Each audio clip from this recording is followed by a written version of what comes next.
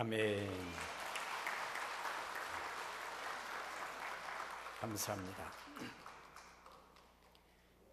미국의 비즈니스 라인이라고 하는 곳에서 우리나라의 굴지의 기업인 삼성 회사, 그 삼성 회사가 가지고 있는 놀라운 13가지 이런 제목의 기사를 올렸는데요.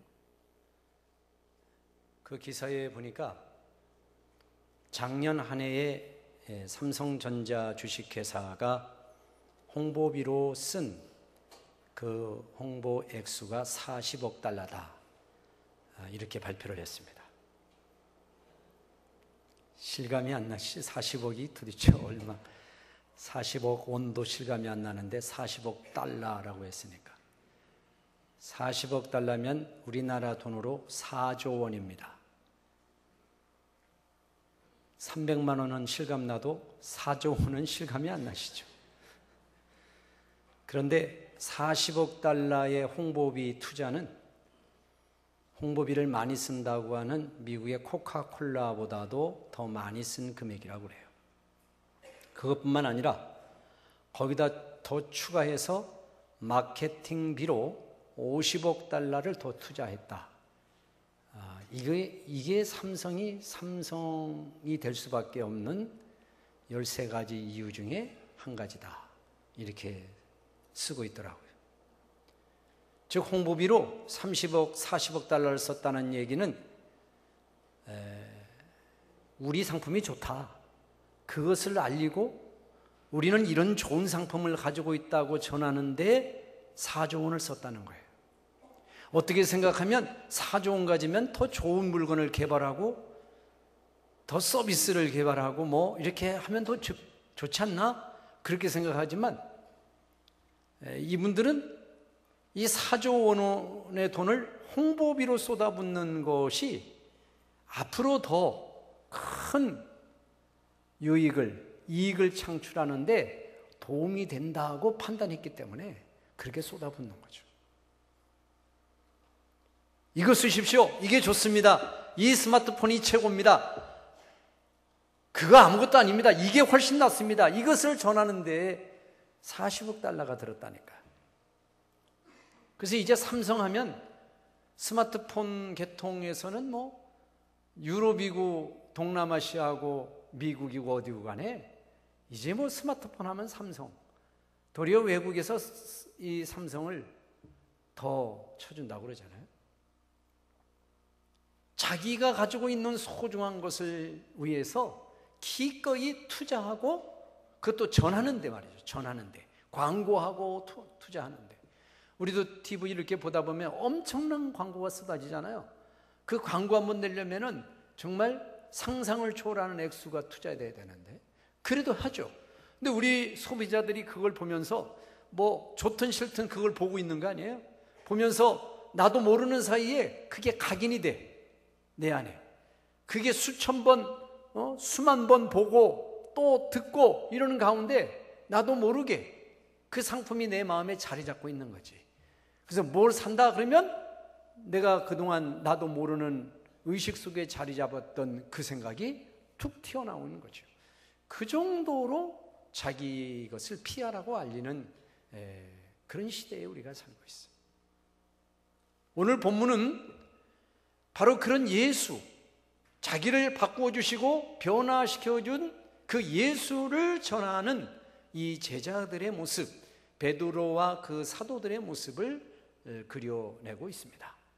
실상 예수님의 12제자는 주님이 십자가에 달려 돌아가실 때만 하더라도 제자라고 하기는 부끄러운 모습이었어요.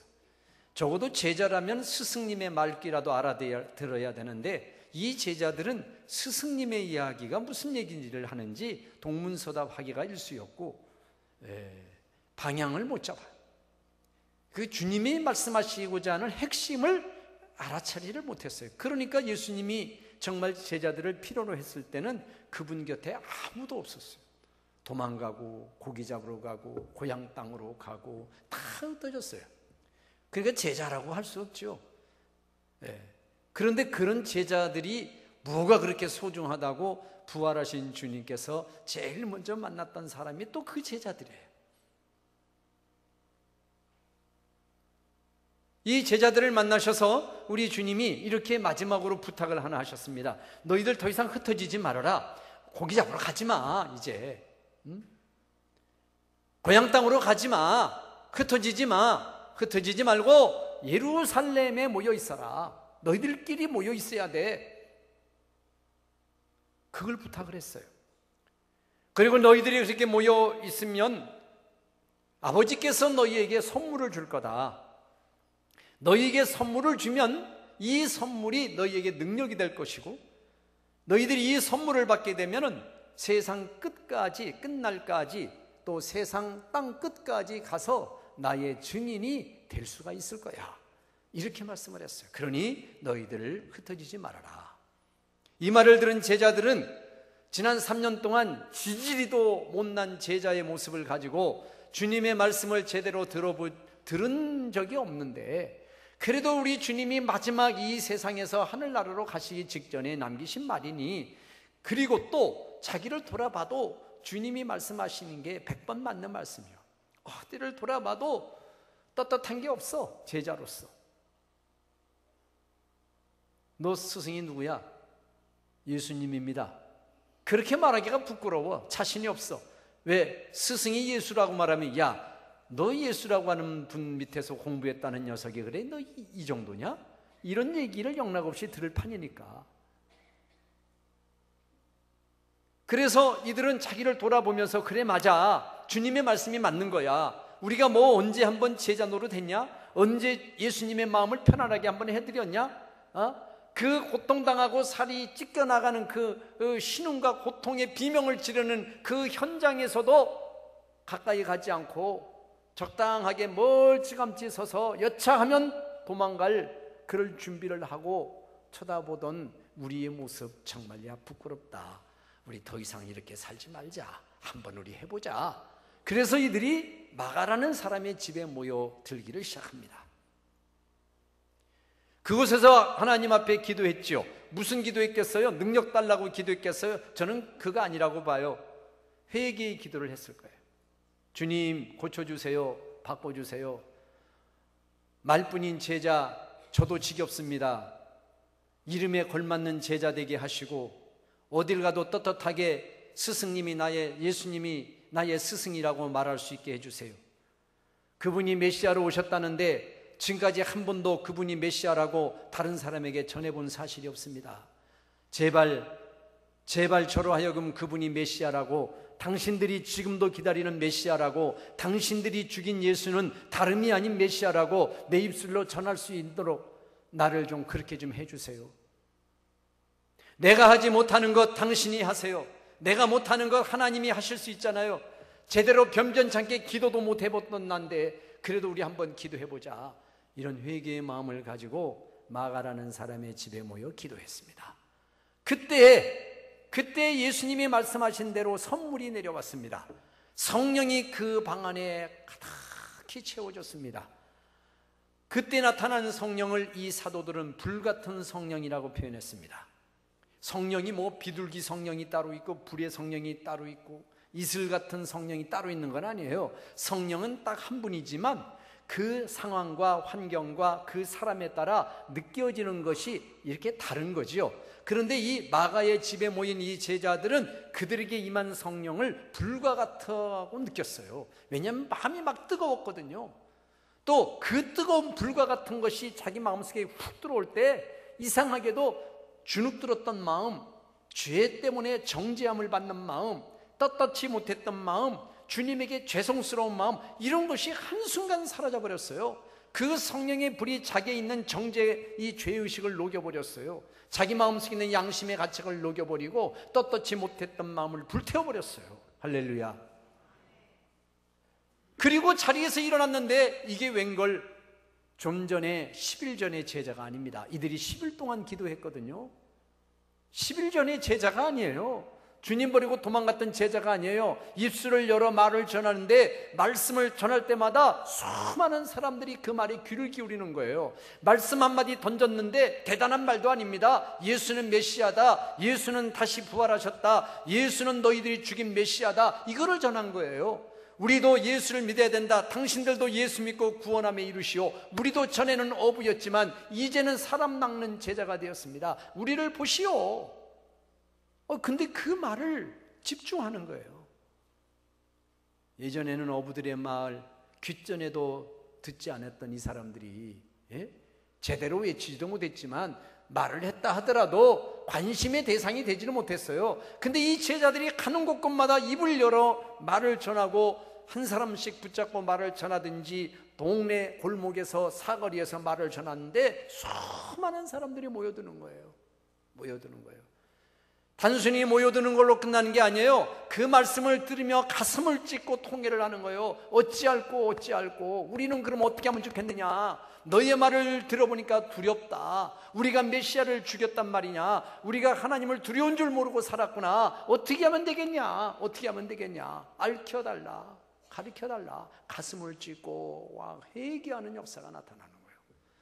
베드로도 놀라고 제자들도 깜짝 놀란 거예요. 이게 뭐냐? 놀란 거예요. 그런데 더 놀라운 사실이 있었습니다. 이 너무나도 좋은 예수, 너무나도 소중한 예수, 이 삶에 가치 있는 예수, 우리의 삶을 변화시켜 주시고 새로운 삶으로 이끌어 주시는 그 예수를 위하여 기꺼이 자기의 생명을 포기하는 마음을 갖게 됐다는 것이 놀라운 거예요. 단순히 예수를 전하는 사람이 아니었습니다. 예수 전하는 것 때문에 핍박을 받고, 예수 전하는 것 때문에 내 모든 가진 것이 다 빼앗기고, 예수 믿는 것 때문에 내 생명까지도 내어달라고 하면 기꺼이 그분을 위하여 생명까지 던질 수 있는 그런 마음이 되어졌더라는 거죠. 이게 놀라운 거예요.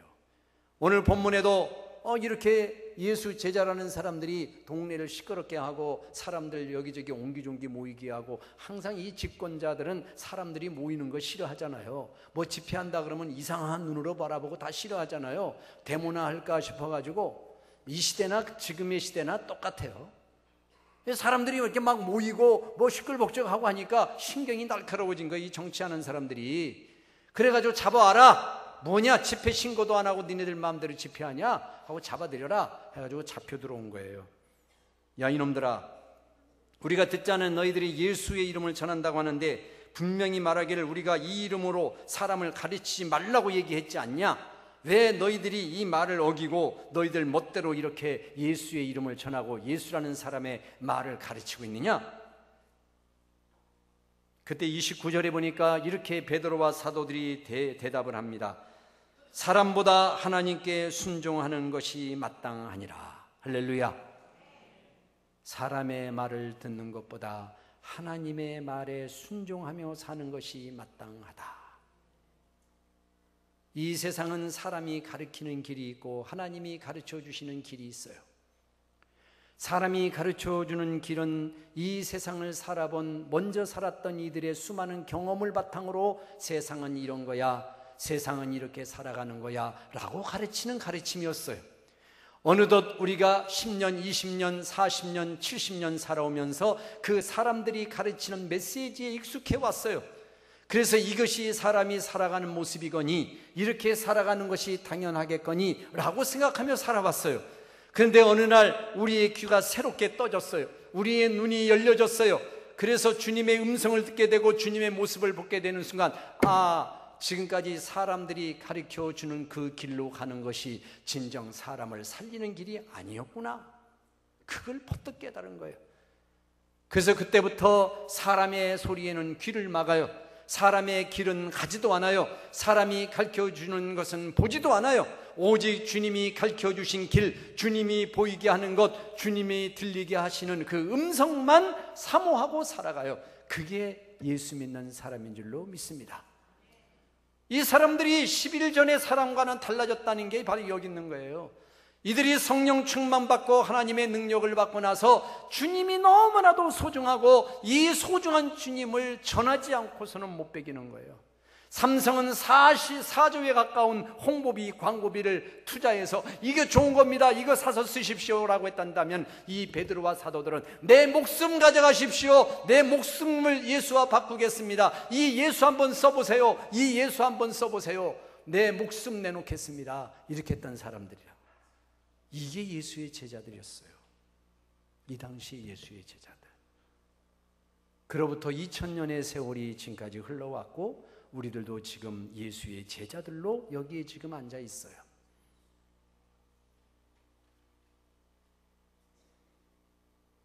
당시의 제자와 제자라고 불리우는 지금 나의 모습은 어떤가? 한번 우리 비교를 한번 해보자고요. 지금 세상에서는 어떤 일이 벌어지고 있습니까? 나에게 소중한 것이 있단다면은 이거는 물불을 가리지 않는 거예요. 이거 알려주려고. 이거 알려서 돈 벌어야 되니까. 내 것이 좋은 상품이 있다 그러면 이거 알리기 위해서 몇 억이라도 몇 조라도 투자를 해서라도 상품을 모든 사람에게 각인을 시키는 거예요. 지금 세상이 그렇게 돌아가요. 이게 무슨 사회 기업뿐이겠습니까? 사회 기업만 그런 것이 아니에요. 모든 분야에서 다 그렇죠. 종교에서도 그래요. 잘못된 종교 집단들도 자기가 옳다는 바를 전하기 위해서 물불을 안 가려요. 예의 안 차려요. 뭐 예의범절 차리고 뭐 따져보고 그렇게 하지 않아요. 그냥 막 덤벼들어요. 부딪혀요. 좌충우돌하죠. 정신 못 차리죠. 그런 잘못된 종교 집단들이 우리 주변에 널려 있죠. 수단과 방법을 안 가리죠. 세상은 지금 그렇게 돌아가고 있습니다. 우리 바로 곁에 잘못된 종교 집단들이 눈을 시퍼렇게 뜨고 우리 예수 믿는 사람을 어떻게든지 지네 논리대로 설득하려고, 자기로서는 이게 옳다는 거니까, 그거를 위해서 목숨을 던지는 거니까. 우리는 뭐 하고 있나요? 한번 영상을 하나 보실까요? 지금 도대체 어떤 일이 벌어지고 있는지, 우리의 가까이에 어떤 일이 벌어지고 있는지 한번 영상을 보도록 하겠습니다.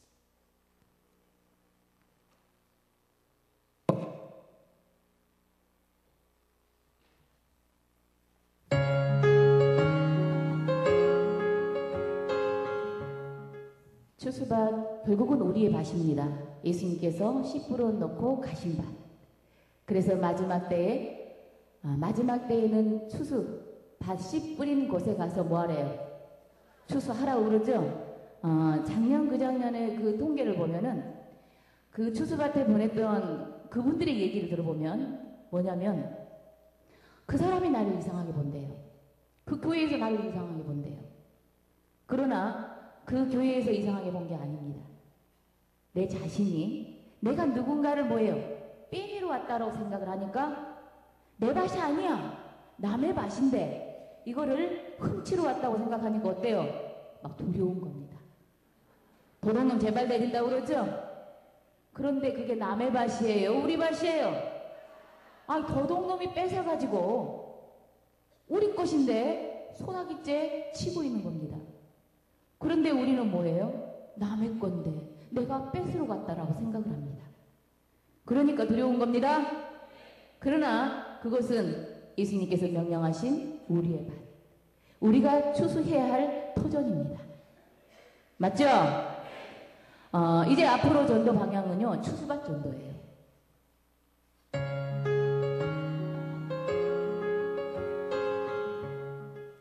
그래서 이제 그 모이는 교회의 통로 입구에 가서 모이죠? 뭐 정해진 시간 딱 있잖아요. 모이지 말라 해도 다 모이잖아요. 우리 그 시간 뻔히 알잖아요. 맞죠? 그 내부 안에 들어가서 하는 방법도 있지만 내부 밖에서 시작하는 시간, 끝나는 시간, 거기에서 잡는 방법이 많습니다. 또 안에 들어가서 지금 활동하신 분들을 통해서도 잡아내는 방법들이 많이 있어요. 이제 혼자가 아니기 때문에. 그래서 꼭 추수밭은 예배드려 주는 것이라는 그 관념을 버리십시오. 교회 앞에 안 들어가도 괜찮아요. 교회 가는 그 시간 때에 그 교회 꼭 앞이 아니고 약간 꼴목 떨어지면 항상 그 길로 다 들어가죠. 포기들이 그걸 수밖에 없으니까 거기 가서 보고 있다가 인상이 좋고 저 사람이 참 괜찮다 하면은 가서 이제 제가요 지금 교회를 알아보는 중이다. 왜 그러느냐? 내가 아는 누구누구가 있는데 이 사람이 지금 신앙을 열심히 하다가 해야 됩니다. 열심히 하다가 뭐하나 시험 들어가지고 누구한테? 목자한테.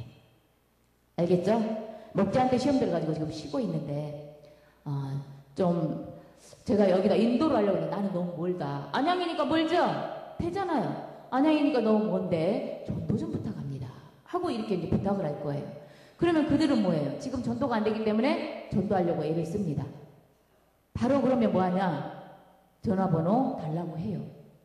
그럼 바로 우리는 가만히 있어도 어때요? 자기가 갈 일을 해. 맞죠? 그러면 이제 우리는 뭐 내가 바로 따라가는 게 아니에요. 바로 따라가는 게 아니고 밖에서 되도록이면 3개월을 버는 겁니다. 뭐라고 3개월을 버느냐? 내가 이제 이렇게 시험 들어가지고 이제 만날 거 아니에요. 한 번은 만날 때에 내가 이렇게 시험 들어가지고 마음에 상처가 많았습니다. 근데 지금 하는 일이 있는데 항상 마음은 하나님께 있는데 마음은 두렵고 하는데 지금 일들이 너무 많다. 아니면 가족에 핍박이 있다 해가지고 제가 가끔 한 번은 나갈 수 있는데 3개월 후에는 이제 확실하게 내가 다녀줄 수 있습니다. 알겠어요? 그러니까 3개월을 벌어놓는 겁니다. 이 3개월 동안은 뭐 할 거냐? 그 사람이 나를 관리를 해요. 그럼 내가 만나자고 하면 만나줍니다. 그때 여러분들은 간증도 하고 이해되죠? 간증도 하고 하면서 내가 예전에 믿음이 좋았을 때 그래서 내가 옛날에는 믿음이 좋았는데 시험 들어서 떨어진 걸로 한 겁니다. 옛날에 믿음이 좋았을 때에 나에게 믿음을 주신 분이 있었어요. 내가 그때 아주 열정이 대단했고 나의 어려움이 있는데 그분을 통해서 그분의 기도를 통해서 모든 문제가 해결이 되어버렸어요. 근데 이분이 어디 갔느냐? 회로 만드시면 좋습니다. 알겠죠? 아니면 지방으로 만들어서 또 다시 이사 왔다라고 해서 나중에 만나게 해도 되고요. 이 3번은 누구냐? 교육자입니다. 그렇게 해서 이제 간증을 하면서 그런데 이제 그때부터 이제 모략이 들어가는 거죠. 어느 정도 나를 좀 가까워지고 한 달간은 좀 사귀는 기간으로 가져도 좋습니다. 막 너무 급하게 가자마자 막 먹으려고 하면 안 돼요. 절대 안 되고 한 달간은 끌어당기고 한 번씩 가면서 한 달에 한 번 가도 좋아요. 맛배기만 모이면서 이제 그 사람을 나를 완전히 관리할 수 있도록. 그리고 난 다음에 내가 그 간증 속에 소개했던 사람을 이제 2달째 들어갈 때는 출연을 시키는 겁니다. 어느 날 둘이 있을 때 전화가 오는 것처럼 아니면 우연히 마주치는 것처럼. 이게 모략이죠? 이건 누가 명령하신 거라고요? 하나님께서.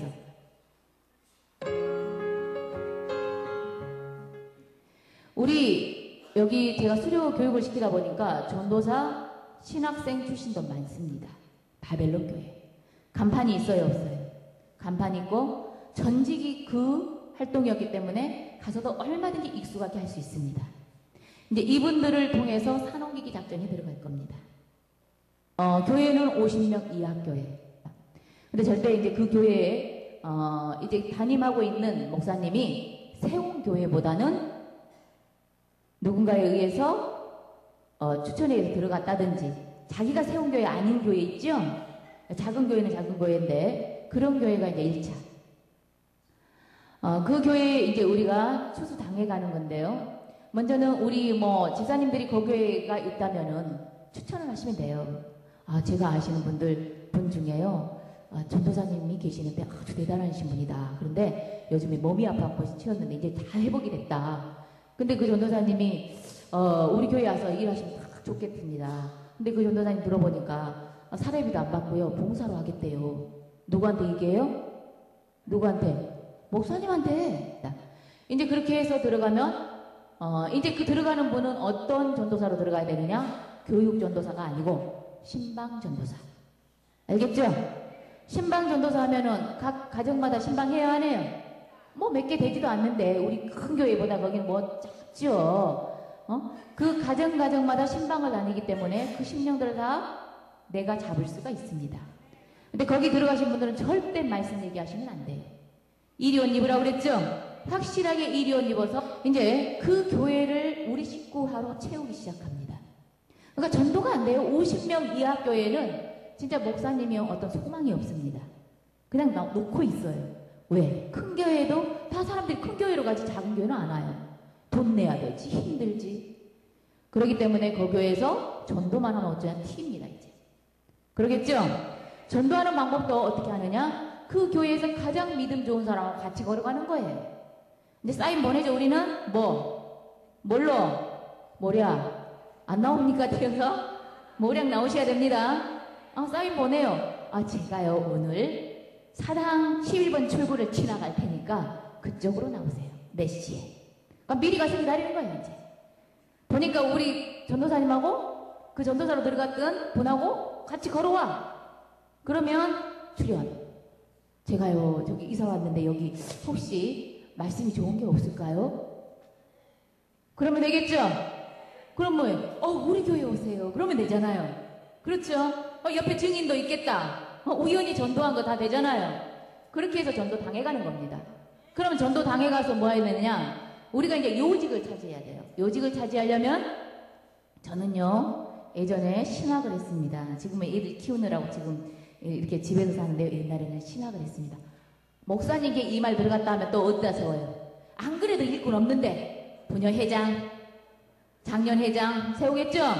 이렇게 해서 세우고 또 우리가 뭐 전도활동하는 날이 있어요. 그러면 또 어디 지역에서 우리 전도활동하니까 우리 고기들 좀 그쪽으로 좀 놓으세요.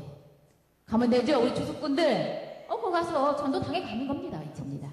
그리고 난 다음에 그곳에 만약에 전도사가 있었다. 그러면 이 전도사는 어떻게 해야 되느냐? 어떻게 해야 돼요? 어떻게 해야 돼요? 일이 쫓아내야 되죠. 다음에는 살려야 되겠지만 우선은 그러죠? 그러면 우리 성도가 전도사와 모략으로 문제를 만들어서 일으켜서 목사님께 뭐예요? 이제 집사로 들어갔어요. 나 목사님 나 이 교회에서 신앙 못하겠습니다. 누구 때문에? 그 전도사님 때문에. 근데 한 사람이 아니야. 또 그래. 어떻게 해요? 나가시오. 그러면 또 한 사람이 다른 수수꾼이 또 뭐예요? 추천을 하는 겁니다. 이제 전도사님을 하나를 뭐예요? 이제 추천을 했어. 또 다른 집사가. 전혀 다른 집사가 우리 식구죠? 근데 이런 분이 있는데요. 진짜 그분도 아주 대단하신 분인데 목사님 이분이면은 아주 우리 교회가 굉장한 발전이 올 겁니다. 근데 저번에 들어온 전도사에 의해서도 어때요? 막 발전이 막 눈에 띄게 돼. 50명밖에 없는데 어때요? 갑자기 막 70명, 80명 기분이 좋아. 그래 또 돈 안 받는다. 또 봉사로 하실 분 또 들어갑니다. 그러면 봉사로 들어가실 분은 아무리 봉사로 들어간다 해도 차비는 줄 겁니다.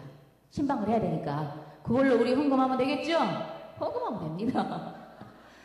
그렇게 해서 이제 그 교회에 하나씩 채워지고 이제 그 전도사를 쫓아내고 다시 우리가 추천한 전도사가 또 세워져요.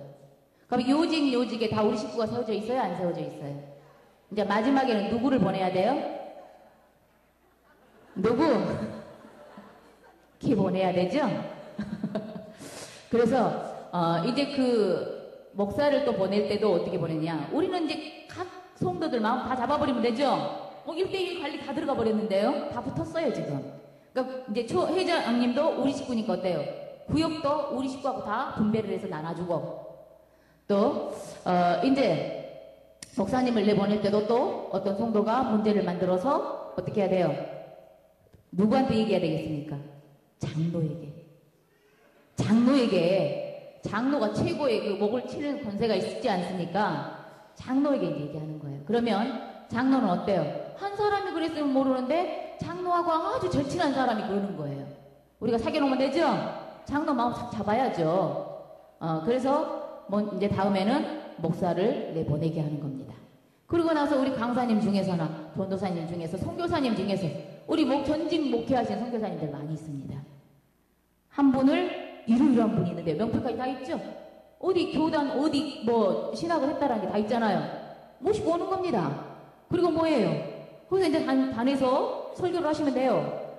그리고 이제 저희들이 뭐라고 하냐? 목사님 저희들이 말씀에 갈급한데요. 말씀 좀 주세요. 그때부터 이제 교육이 들어가. 여기가 이제 신학원이 돼버리는 거예요. 그리고 뭐라 그래요? 우와 너무 좋다. 먹을 수 있겠죠?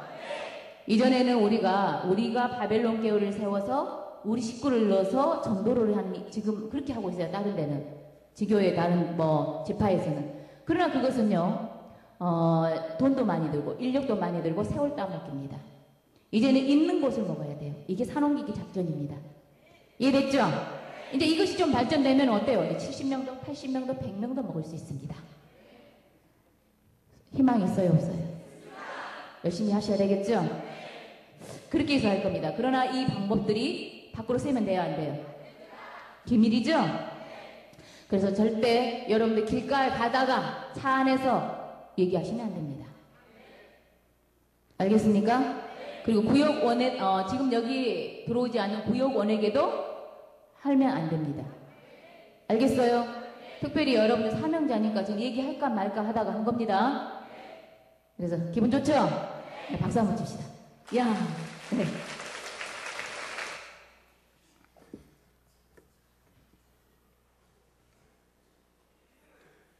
이게 우리 가까이에 일어나고 있는 일들이죠. 어디 이것뿐이겠습니까? 중요한 것은 뭔가 자기들이 누구든지 뭐 사회든 종교든 뭐든 이것이 우리가 목표다. 또 그것이 이게 맞다. 이게 좋다. 그러면 그것을 얻기 위해서는 모든 것을 다 투자한다는 거죠. 그들의 열정, 그들의 뭐 재물이면 재물, 시간, 재능, 하여튼 자기의 목표, 그 목표가 한 영혼이면 영혼, 아니면 사회적인 기업으로서 이익 창출이면 이익 창출, 물건을 파는 거면 물건을 파는 거, 뭐가 됐든 간에 그것을 위해서는 모든 것들을 다 결집한다. 수단과 방법을 안 거예요. 예수님의 제자들이 성령 받기 전에 제대로 예배 한번 드리기 전에 예배도 제대로 못 드렸던 이들이 어디 가서 예수의 명함조차 못 내밀고 예수의 예자도 못 내밀던 사람이에요. 이 사람 눈치 보고 저 사람 눈치 보고 예수 전하려면 쭈삣쭈삣거리고 어색해하고 망설이고 도망쳐 다니기나 하고 자기 혼자는 예수 믿지, 그러나 그걸 드러내지 않았던 사람들이라고요. 그렇지만 이들이 예수님의 마지막 말씀을 듣고 분연히 일어났어요. 하나님의 영에 감동되어 가지고 일어섰는데 감당할 수가 없었어요. 세상에 감당할 수가 없었어요. 심지어 이 시대의 사도들을 그 시대의 종교 지도자들이 미친놈이라고 했으니까 저건 미쳤구나. 바울에게 미쳤다고 얘기를 했죠. 잡아 가두어도, 매를 때려도, 칼을 들이대도 이들은 고개를 절레절레 흔들지 않았어요. 이것을 위해서, 이 예수를 위해서 목숨을 버리겠다고 이미 그런 마음이 되어 있으니까. 자, 2000년이 흘러온 지금의 우리의 모습, 우리 제자들인 우리들의 모습, 마가의 다락방에 하나님의 은혜를 받기 이전의 모습은 혹시 아닌가? 또 그런 열정을 하나님 앞에 회복해야 될 것 같아요. 우리 기독교 역사를 보면, 개신교 역사를 보면 시대마다 고비가 왔어요. 대개 500년 주기로 이런 고비가 온다고 그래요. 즉 부흥의 역사도 500년 주기마다 온다고 그래요. 처음에 초대교회가 시작되고 이 땅이 전부 다 기독교 국가가 됐죠. 유럽이 전체가 다. 그리고 500년이 흐르면서 교회가 부패하기를 시작을 했을 때 1517년에 종교개혁이 일어나 새로운 부흥의 물결이 이제 새롭게 시작이 되었죠. 그러면서 영국이고 유럽이고 전체가 다 하나님의 부흥의 역사로 가득 찼었죠. 그리고 500년 가까이 흐른 이제 아메리카의 복음의 역사가 왕성하게 일어나기 시작하죠. 이렇게 되게 이런 부분을 보는 학자들은 이 신앙의 열기가 뜨거워지고 그 뜨거워지는 것이 식혀 지나갈 무렵 부패의 모습이 나타나고 그 부패의 모습을 또 도전해서 새로운 개혁의 모습이 드러나고 그렇게 부흥이 이어져 왔다고 설명을 하고 있어요. 지금 우리 개신교회, 우리 한국에 들어온 이 개신교회도 500년까지는 우리가 얘기할 수 없지만 이미 저희 나라에 기독교가 들어온 지도 200년 가까이 되는 세월을 지금 보내고 있는데 많이 식어졌죠. 교회가 정신 못 차리고 있죠. 지탄받고 있죠. 그런 틈새를 파고들어 이상한 종교 집단들이 아주 활기차게, 우리가 그 사람들 앞에 서면 주눅들 정도로 아주 힘차게 그렇게 몰아세우고 있잖아요. 사랑하는 성도 여러분, 다시 한번 오늘 우리 베드로와 사도들이 이 막강한 이 권력 앞에서 자기 신분을 감추지 않고 자기 일을 바꿔주신 예수님을 생명으로 전했던 이 모습을 한번 느껴보면서 하나님 앞에 주여 우리의 마음의 열정을 회복하여 주시고 복음의 소중함과 복음의 귀중한 가치를 전하고 알리는데 나를 쓰시옵소서, 이렇게 기도하고 지내는 한 주간이 되시기를 주의 이름으로 축원을 드립니다. 우리 통성으로 하나님 앞에 간절히 기도하겠습니다. 오늘 주신 말씀을 기억하면서 우리 기도하겠습니다. 특별히 열정 회복을 위하여 우리 하나님 기도하겠습니다. 다 같이 기도하겠습니다. 은혜로우신 아버지 하나님, 주의 은혜와 사랑을 진심으로 감사합니다. 마가의 다락방에서 힘을 얻었던 베드로와 사도들이 이제 동네 어귀에 가서 사람들 만날 때마다 예수 믿으라고, 당신이 죽인 예수가 메시아라고, 예수가 우리를 이렇게 바뀌었다고, 그분이 우리들의 왕이고 우리는 그것에 대하여 증인이며 하나님에게, 자기에게 순종하는 사람에게 주신 성령도 바로 그러하다고 전하는 저희들 되게 하시기를 원하옵고 기도합니다. 우리의 영혼을 훑기 위하여, 빼앗기 위하여 우는 사자처럼 우리에게 달려드는 세상의 악한 세력들 앞에 우리가 손쓸 사이도 없이 속수무책으로 당하고 있는 현실, 주여 우리의 심령에 뜨거운 열망을 회복하여 주시고 강하고 담대한 마음을 허락하여 주시고 예수를 나의 소중한 분으로, 나의 생명과도 바꿀 수 없는 분으로, 나의 가장 가치 있는 분으로 여기고 그 예수를 증거하는 담대한 담력을 얻을 수 있는 저희를 되게 하여 주시기를 간절히 원하옵고 기도합니다. 세상도 자기가 필요하고 원하는 것을 있으면 그것을 위해서 모든 것을 다 헌신하고 투자하는데, 아버지 우리들에게도 그러한 열정을 허락하여 주시고 그러한 희생의 마음과 헌신의 마음을 허락하셔서 내 안에 계신 주님, 우리와 함께 하신 그 주님을 알리기 위하여 담대히 설 수 있는 저희 모두가 되도록 복을 내려 주시옵소서. 예수님의 이름으로 기도하옵나이다. 아멘.